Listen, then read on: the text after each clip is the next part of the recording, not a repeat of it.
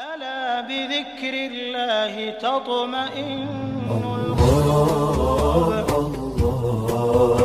For parents and youth, right? So what's been prescribed is like inculcate the Iman first up to 7 years or so, and then Islam, practice of the Deen, and then take it to perfection, the Ihsan, right?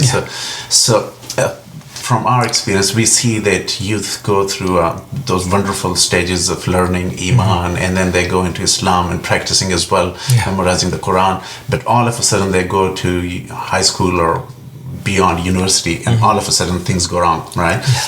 What are the key signs that we see that dimming of their faith or atrophy of their Iman, and how can parents or youth themselves recognize that and try to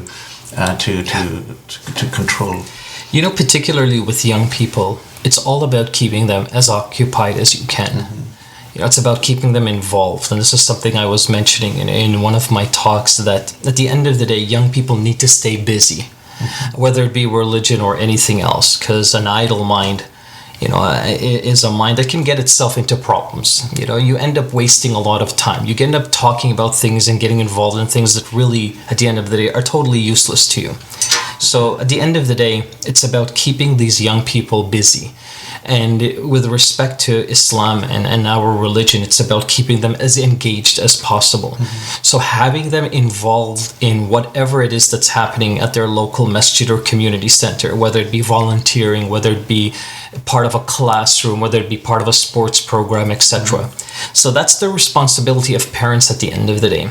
Now, particularly when they're in high school, you know, we want to keep them as occupied and as close to the religion as possible. But then there's a new pressure that's added. Actually, there's many new pressures, but one in particular is the incredible jump from middle school to high school.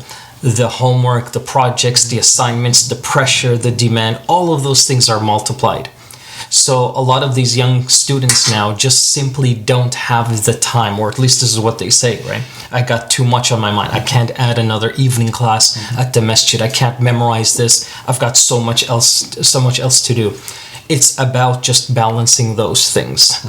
You know, at the end of the day, our Quran made itself very clear to all of us that God Almighty, He never prescribed Islam as a burden or hardship on us.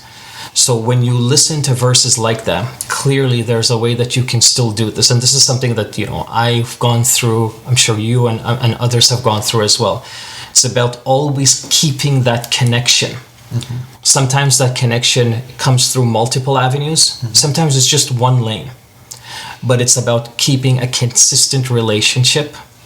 And I think that is what could help the journey. So that when these students now phase out of the high school period and they go into the college and university and they really become mature adults, now they're going to start making their own decisions and doing their own things. Hopefully by then, we have to trust that everything that we did the previous years, this is a tough pill to swallow, especially when you're a parent, right? You got to trust that all the things you've taught, okay, now I'm going to let him or her go. Give them some room to make their own decisions, and hopefully, inshallah, they'll make it within the parameters of what they've been taught their whole life. That's a tough pill to swallow, but that's the hope at the end of the day.